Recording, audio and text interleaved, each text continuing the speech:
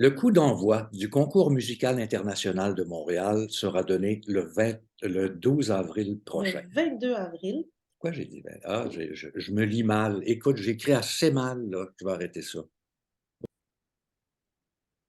Le coup d'envoi du concours musical international de Montréal sera le 22 avril prochain. Et pour nous parler de cet événement qui a un bref historique, mais quand même un historique extrêmement intéressant, nous avons Christiane Leblanc, qui est directrice générale. Elle est là avec nous aujourd'hui. Bonjour, Christiane. Bonjour. Bonjour, bonjour Winston, bonjour Sylvie. Bonjour. C'est véritablement intéressant de voir que cette historique du concours musical qui propose à 3 disciplines de musique classique de se suivre les uns les autres. Et cette année, on est au violon, ce qui fait bien plaisir à Sylvie. Oui. Alors, un bref historique, si on se rappelle quelques noms. D'anciens lauréats en violon. Oui.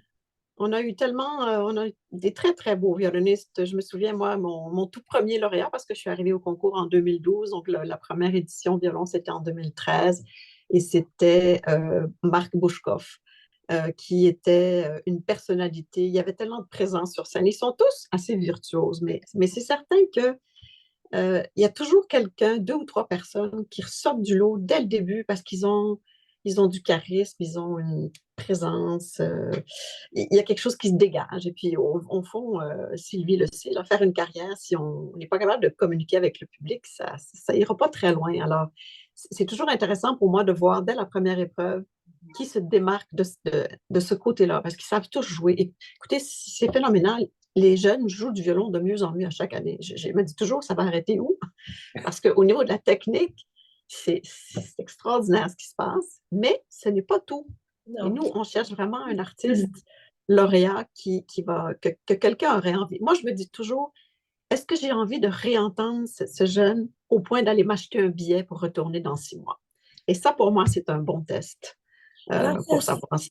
ça se passe comment les étapes pour le concours international? Ben, écoutez, la toute première, c'est quand même la période d'inscription.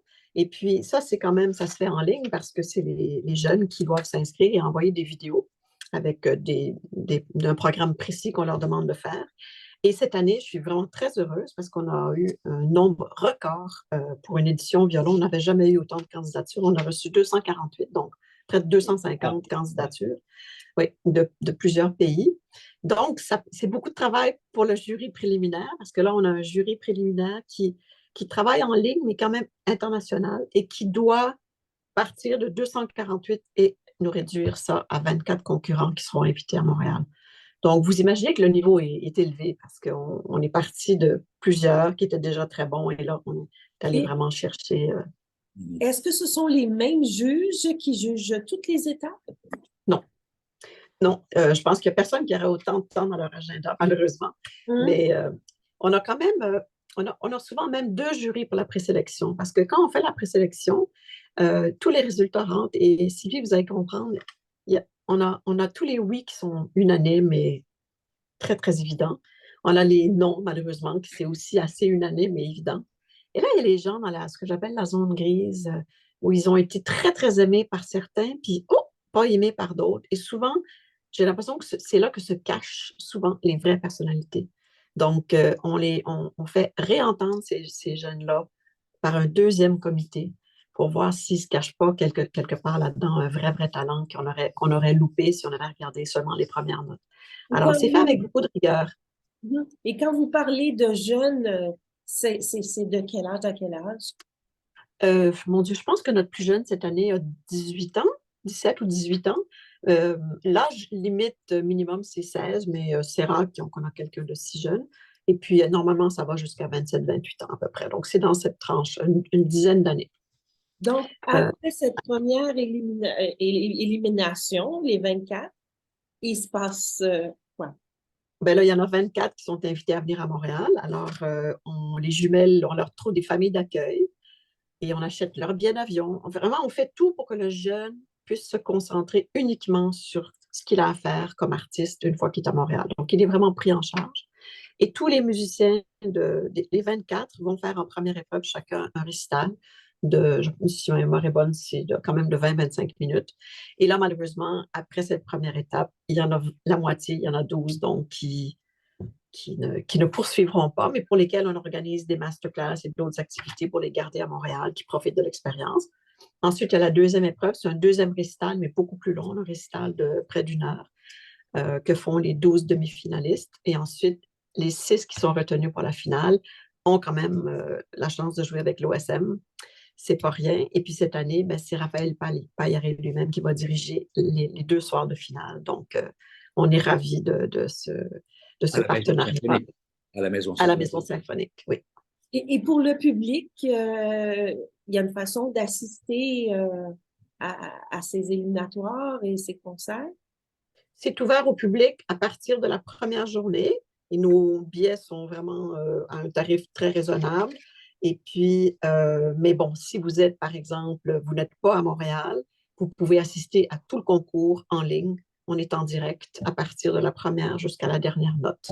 Donc, et d'ailleurs, dans les dernières années, surtout depuis la pandémie, on a développé beaucoup notre rayonnement à l'international par nos diffusions live. L'année dernière, en tout cas l'année de la pandémie, on est allé chercher plus de 2 millions, je pense, de vues du concours parce qu'on a réussi à percer le marché de la Chine. Alors, on essaie de faire des partenaires avec différentes plateformes de diffusion, pas seulement notre site web. Et puis, de cette façon-là, on rayonne vraiment à travers la planète. Donc, on n'est pas obligé d'être à Montréal nécessairement pour assister au concours. Et le site web ressemble à quoi? On s'adresse où? www. Oui, c'est concourmontréal.ca. En Ouais. fait, la diffusion est sur notre page YouTube, elle est sur notre page Facebook, elle va être un peu partout. La finale est aussi habituellement logée sur le site de l'OSM, donc c'est facile à trouver, là. Puis toutes les informations pour se brancher sont sur notre site de concourmontréal.ca. Il y a toujours la curiosité à chaque année, Christiane, de voir est-ce qu'il y aura des Canadiens qui vont faire partie de ce concours? Et cette année, il y en a 2. Oui, on est très content parce que vous savez, quand la voix est à l'honneur, on n'a pas de difficulté à recruter des chanteurs canadiens. On le sait, on a une école de chant extraordinaire au Canada. En piano, déjà, c'est un peu plus difficile, mais c'est assez bien. Et en violon, c'est vrai que c'est toujours l'année où on a le plus de difficultés. Et cette année, on est ravis parce qu'on a 2 Canadiens. Donc, 2 sur 24 qui ont été choisis parmi 250. C'est quand même, ils ont déjà gagné en quelque sorte, ces 2 Canadiennes-là. Donc, Il y a une réalité politique qui occupe tout le monde sur la planète. Et j'ai remarqué qu'il y avait 3 Ukrainiens qui étaient inscrits et je n'ai vu aucun Russe. ben, écoutez, c'est le pur hasard qui a fait les choses. Nous, on est membre de la Fédération mondiale des concours internationaux de musique qui siège à Genève et puis qui regroupe près de 150 concours internationaux importants. Et on a tous voté un accord comme quoi on n'allait pas refuser un candidat à cause de sa nationalité. Un jeune russe n'est peut-être pas pro-Poutine, donc il n'y avait aucune raison. Mais c'est le hasard qui a fait que dans la sélection, il n'y a eu aucun Russe qui a été retenu, mais on a eu 3 Ukrainiens, c'est quand même assez extraordinaire. Vous comprendrez que c'est des Ukrainiens qui étudient soit en Allemagne ou ailleurs, là, puis qui sont donc disponibles et libres et pas dans des difficultés personnelles en ce moment, donc qui peuvent venir à Montréal. Je pense qu'ils vont être très bien. J'ai l'impression qu'ils seront très bien accueillis par la communauté ukrainienne ici à Montréal. Pour accompagner ces candidats, il y a des pianistes. Peut-être qu'on peut les nommer parce qu'ils font un travail considérable. Incroyable. Bien, on a plusieurs pianistes locaux, puis vous savez que selon que c'est la voix, souvent on va avoir des gens comme Jennifer Setso ou encore Esther Gontier qui connaissent mieux le répertoire de la voix. Quand c'est le piano, évidemment, on n'a pas besoin d'accompagnateur. Et puis en violon, on a toujours Philippe Chiou qui est un peu... et vous savez, c'est très difficile ce qu'ils font, hein. Et on a des pianistes qu'on a eus pendant des années et qui un jour me disent, Christiane, je n'ai plus les nerfs, je ne peux plus le faire parce qu'on dirait que plus on avance en âge, plus on réalise à quel point notre participation va impacter ou pourrait impacter la performance du jeune. Alors, donc cette année, on a demandé à Philippe Chiou de choisir un peu l'équipe des pianistes. Là, je ne sais pas si elle est toute confirmée. Et on a quand même 3 candidats qui ont choisi de venir avec leur propre pianiste. Ah, quand même. Oui. Donc, c'est intéressant parce que ça veut dire qu'ils sont en grande confiance, ça doit être un duo qui fonctionne ou qui travaille ensemble depuis un certain temps. Donc, au fond, notre volonté, c'est toujours de donner les conditions optimales pour qu'ils puissent jouer à leur meilleur. Notre rôle, c'est ça. Je ne peux pas jouer pour eux, mais s'ils sont bien encadrés, s'ils sont un bon piano accordé, une belle salle, un beau public, ben, normalement, après, c'est à eux. C'est à eux de performer à leur Et, meilleur. et le jury, faudrait qu'on dise quelques mots Et, sur le jury qui sera présent cette année. et oui, c'est un jury qui est présidé pour la 4e ou 5e fois par Zarine Mehta. Je pense que Zarine Mehta n'a pas besoin d'une grande présentation, ni internationalement, mais encore moins à Montréal. Et Zarine est toujours très, très heureux de faire ce travail. C'est un président de jury non votant. Donc, il est là vraiment pour encadrer le jury et s'assurer que tous les, que tout le monde suit les bons règlements. C'est quand même, c'est rigoureux, hein? C'est strict un concours. On ne peut pas jouer contre les règlements. Et puis, on a essayé cette année d'avoir, évidemment, on a toujours des violonistes, mais on a aussi invité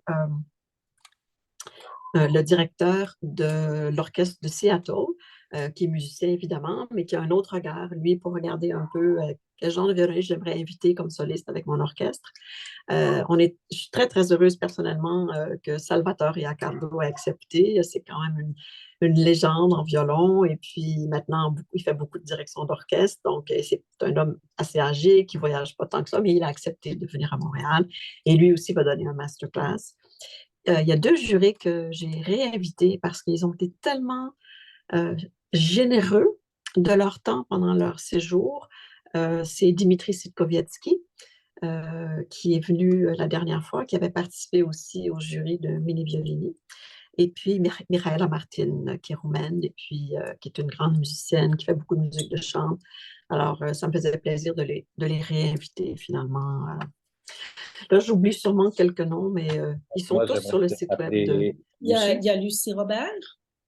Oui, il y a Lucie Robert, évidemment. On a toujours une candidate ou un jury ou un jury canadien, donc Lucie Robert. Lucie Robert qui est déjà venue il y a plusieurs En années, qui revient 2005, donc ouais. au concours. Oui, oui. Donc, Nouveauté cette on en année. est ravis. On a aussi Yurali. Pardon? Non, je continue, puis j'ai une question après. Non, je ne voulais pas oublier Yurali parce que Yurali, c'est une Coréenne, mais qui habite aux États-Unis. Et elle, ce qui est intéressant, c'est qu'elle fait carrière à la fois d'altiste et de violoniste. D'ailleurs, elle est très connue comme altiste. Et ça aussi, c'est une autre façon d'écouter les concurrents. Donc, je pense que c'est un jury qui est bien équilibré. Nouveauté cette année, Mini Violi. De quoi s'agit-il Mini Violini, exactement? Violini. Violini, oui. petit violon. Mais ce n'est pas une nouveauté parce qu'on avait fait ça en 2019. Ça avait eu beaucoup de succès d'ailleurs. En fait, ce n'est pas un concours, ça se veut une vitrine. Donc, on choisit des jeunes prodiges du violon un peu partout dans le monde. On les choisit en faisant beaucoup de recherches, mais en regardant aussi ceux qui ont gagné des concours juniors internationaux un peu partout dans le monde. Et quand on l'a fait en 2019, ça a été, moi en tout cas, mon projet chouchou, parce qu'il y avait beaucoup, beaucoup de chaleur et d'échange avec le public. Le concept, c'est que plutôt que d'avoir un jury qui donne des notes et puis qui est caché derrière et puis tout se fait en silence, le jury est assis en avant, un peu comme à l'émission American Idol, et Ouais. donne des commentaires en direct après la performance. Évidemment, des commentaires constructifs, ce sont des enfants. Et Mario Paquette est sur scène pour aider aux échanges. Et le public a tellement apprécié savoir ce que pense un membre du jury. On ne sait pas ce qu'ils pensent puis ce qu'ils écrivent dans leur petit cahier en cachette. Donc, c'est une belle formule. Alors, le seul prix, c'est un prix du public de 5 000 et puis chacun des 5 petits prodiges va recevoir une bourse de 2 000 et évidemment, on paye leur encadrement là, pour venir à Montréal. Alors, cette année, ils ont de 10 à 15 ans. Le plus jeune vient de Singapour. Il a 10 ans. On a une petite japonaise de 11 ans. On a Voilà. une Canadienne. Euh, on a une Suisse. Et puis, quelqu'un du Royaume-Uni. Et puis, allez voir sur le site web, leurs noms sont là. Puis, vous pouvez voir des vidéos. Et déjà, moi, je suis séduite en les voyant comme ça. Et justement, Tellement enfant, une minute. si on parlait des prix et des bourses qui Ouais. seront attribués à la fin du concours international. Je pense qu'on est un concours très généreux, là. Je dirais que depuis 5 ou 6 ans, on a vraiment majoré beaucoup des prix et j'en profite pour remercier tous nos commanditaires de prix parce que tous ces prix-là sont commandités par différentes personnes, différents organismes, différents donateurs. Alors, on a quand même un premier prix de 30 000 en argent qui est accompagné d'une bourse de développement de carrière de 50 000 qui est offerte par la Fondation Azrieli. Donc, ça, c'est une bourse qui est gérée par nous, mais qui va entièrement aider le gagnant du premier prix à faire ses premiers pas de carrière dans la prochaine année ou deux qui vont suivre. On a un deuxième prix de 15 000, on a un troisième prix de 10 000 offert par Stingray. Et puis, on a plusieurs prix spéciaux, par exemple, le prix de la meilleure sonate, le prix de la virtuosité, le prix du meilleur artiste canadien. C'est pour ça qu'on était content d'en avoir quand même 2. Et puis, le prix de la meilleure interprétation de l'œuvre canadienne qui est imposé à tous les concurrents. Et il y a des bourses pour les finalistes aussi. Donc, et le prix du public? le prix du public est offert par Radio-Canada depuis plusieurs années, donc c'est toujours un prix intéressant, qui ne va pas toujours nécessairement au premier prix, au choix du jury, donc c'est intéressant ça aussi. Et puis, En conclusion, Christiane, ça a beaucoup évolué, c'est-à-dire que le concours a beaucoup évolué grâce à ta présence à titre de directrice générale. Il y a de belles choses qui se passent depuis plusieurs années, mais j'ai appris avec une larme à l'œil que tu quittais le bateau. Ben, écoutez, ça fait quand même plus de 10 ans que je suis là. Et puis, je pense que c'est très sain de laisser la place à quelqu'un qui arrive avec une autre énergie, avec de nouvelles idées. J'ai mis tout mon cœur. Winston, ça, je dois dire, j'ai tellement aimé ce séjour d'une décennie au concours. J'y ai pris plaisir. Au fond, moi, j'étais allée là pour faire peut-être un cycle de 3 disciplines, puis je partais ailleurs. Et puis, je me suis pris au jeu parce que j'ai quand même vu qu'il y avait beaucoup de choses qu'on pouvait développer. Et puis, quand j'ai vu que j'avais autant l'appui du conseil d'administration, puis qu'ils étaient d'accord qu'il fallait chercher de l'appui financier et grossir un peu euh, l'événement, j'ai eu tellement d'appui et de fidélité autour de moi que c'était mon moteur, ça me poussait. Puis j'avais une équipe, évidemment aussi, là, une équipe extraordinaire. Vous savez, faire tout ce qu'on fait avec une si petite équipe comme on a, c'est assez rare. Et donc, tout ça a fait que je me suis énormément, je suis restée plus longtemps que je pensais, mais je pense que je suis arrivée à me dire, bon, mais je pense que j'ai fait beaucoup de choses, puis là, quelqu'un va l'amener ailleurs. Moi, je suis arrivée après les premières 10 années du concours. Là, moi, j'ai fait 10 ans. Alors, c'est peut-être le temps pour une nouvelle énergie. Puis je dois dire que la pandémie m'a un peu... Ouais. j'ai senti ma créativité s'épuiser un petit peu pendant la pandémie. Les priorités recentrées. Et Il y a puis, aussi quelques moments difficiles, la perte de Joseph Rouleau, oui, André. aussi, oui, Oui, il Qui était un étaient les cofondateurs du cofondateur. conseil. oui. Ouais. On les a toujours un peu en nous. Vous savez, on pense à eux souvent parce qu'ils ont vraiment ils ont construit un concours avec les bonnes balises, puis avec énormément de cœur et de chaleur humaine. Ils ont toujours tenu à ce que ça soit un concours où les jeunes ne se sentent pas comme un numéro, mais se sentent comme quelqu'un qui vient là pour apprendre, échanger, faire des contacts. Et ça, on essaie de vraiment... et j'espère que la suite, la personne qui éventuellement me remplacera, aura ça à cœur de garder l'ADN du concours. Je pense qu'on est un petit peu différent. On se fait dire souvent par les concurrents, vous êtes différents des autres concours, vous occupez de nous comme êtres humains, c'est reconnu, donc il faut que ça perdure. Et puis, moi, je vais quand même garder un lien. On va demander de faire partie du conseil d'administration de la fondation du concours. Alors, ça va me faire plaisir là, de garder un œil sur mon bébé. Mon bébé des 10 dernières années. Alors, Christiane, merci beaucoup pour votre présence. Merci beaucoup pour votre implication, pour ce que vous avez fait pour la musique et pour les jeunes.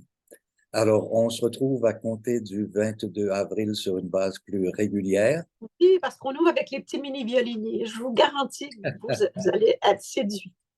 Alors, on invite les gens à le voir, à voir tous ces événements sur le site Internet, sur YouTube ou en Et en salle. présentiel.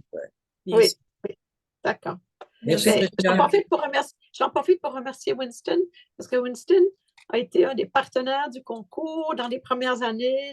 Avec grand Winston a plaisir. été la voix officielle du concours et puis on a eu beaucoup de plaisir à travailler ensemble de près. Alors, merci Winston. C'est mon plaisir. Allez, passe un bon week-end et le meilleur pour ton compagnon. Merci. Au revoir. Au revoir. Merci.